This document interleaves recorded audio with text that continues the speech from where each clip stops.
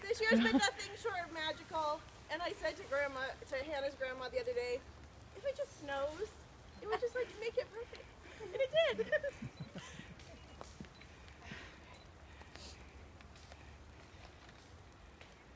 The legend of fish playing drums, the story of the Taproot people.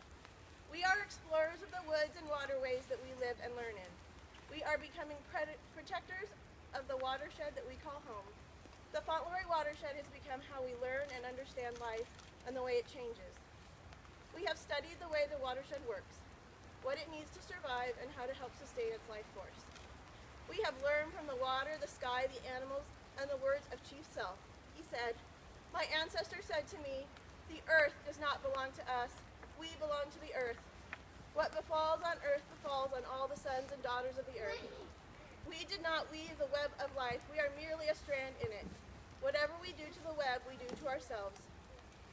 As members of the community that surrounded our schoolhouse, we began to study the Salish Sea so we would be able to understand our environment. That's raining, Lil. Yeah. As we began to learn, we spent the autumn season outside in the woods, the trails, the watershed, and the sea. We learned the names of the seaweed, the names and pods of the orca whales, the sight and sounds of our native birds, and the mighty struggle the salmon take on their lifelong journey. As we learned about our community and its environment, we read many legends and folk tales. Even the great tales of this area did not feel like our own story. We wanted to create a legend in our own time. Legends that will help other people want to help sustain the land and the animals and the future as it is now. So one day, something terrifying but amazing happened. As we were in the forest listening for the birds and the trees, a storm came out of nowhere. Sounds of booming and crashing echoed through the trees, and a giant branch fell from nowhere.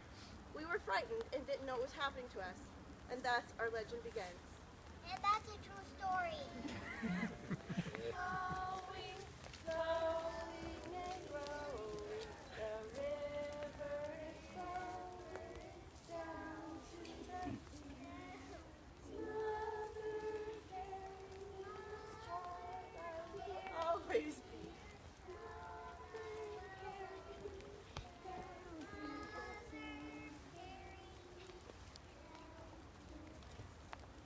On a warm spring day, a coho salmon spawned up a creek and found a safe place to lay her eggs in the creek of the Fauntleroy watershed. A watershed is a place where many streams come together to release into the ocean.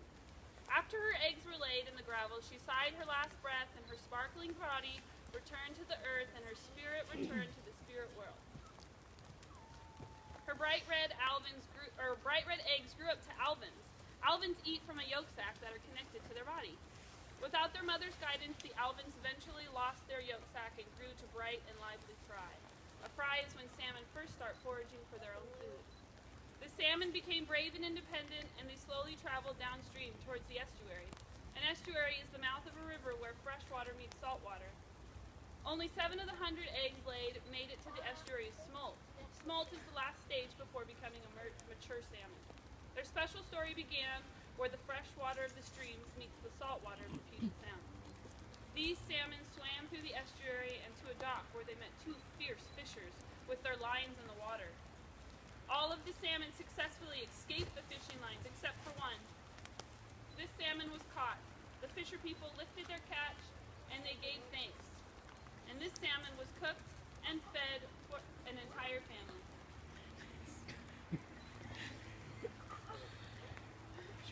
The remaining salmon entered the big wide Puget Sound, where there are vibrant seaweeds and proud cormorants. They soon met a hungry seal. The seal was splashing and jumping around. It chased the salmon and snatched one up. The salmon flipped and wriggled but could not escape the seal's strong mouth. The seal spun around in circles and gave thanks. This salmon was valuable nutrients for the seal's winter. The remaining salmon kept swimming, past freight liners and ferry boats and along the beaches. Appearing out of nowhere, a big bald eagle, a powerful bald eagle, swooped down and caught a salmon with her sharp talons. She flapped her wings and she gave thanks. The eagle took the salmon to her nest high up in the tall, towering cedar trees and fed her baby eagles.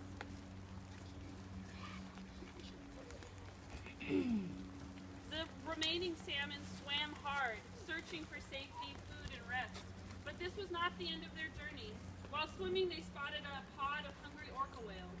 The orcas were swimming fast and breaching out of the water, smashing their large bodies into the waves. Orcas can swim up to 30 miles per hour. Just as one orca snapped its mouth down on one of the salmon, a distant drumming began.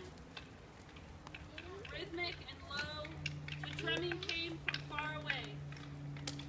It was an ancient song of the salmon's ancestors, and every creature in the Puget Sound knows that it is time for the salmon to return. The orcas honored this sacred time and let the salmon go.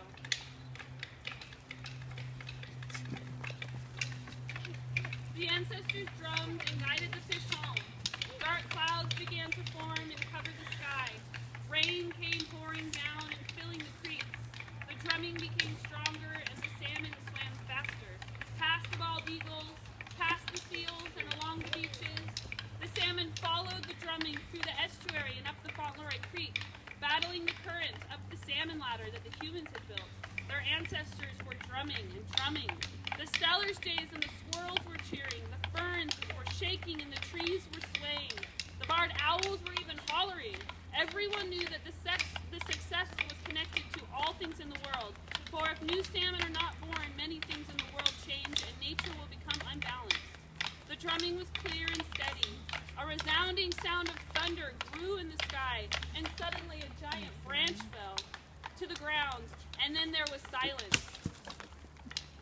All of the animals and the plants became still. Only the sound of dripping water off the pine needles could be heard. The salmon knew they had returned to where they once were born, where their sparkling mother had passed away and become part of the web of life. Then suddenly, the rainwater and dew that lay on each pine needle rose up and came together to form a giant, glistening spirit of a salmon.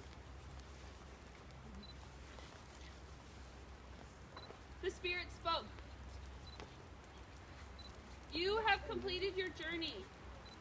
One of you will join us in the spirit world, and the other two will continue to live in the natural world, creating salmon for the human, the seals, the eagles, and the orcas to thrive on. And because of you, the web of life goes on. Thank you. The chosen salmon and the spirit came together and transformed into water and dissolved into the ground.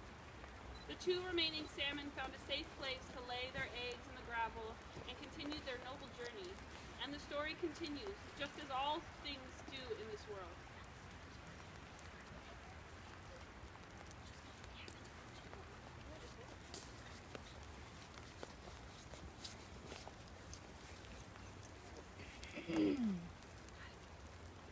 How can you buy the sky, Chief Seattle began? How can you own the rain and the wind? My mother told me every part of this earth is sacred to our people. Every pine needle, every sandy shore, every mist in the dark woods, every meadow and humming insect, all are holy in the memory of our people. The voice of my ancestors said to me, the shining water that moves in the streams of Weber is not simply water but the blood of your grandfather. Each ghostly reflection in the clear waters of life tells of stories and the memories of our people. The water's murmur is the voice of your grandmother's spirit. The rivers are our brothers. They quench our thirst, carry our canoes, and feed our children. We must give to the rivers the kindness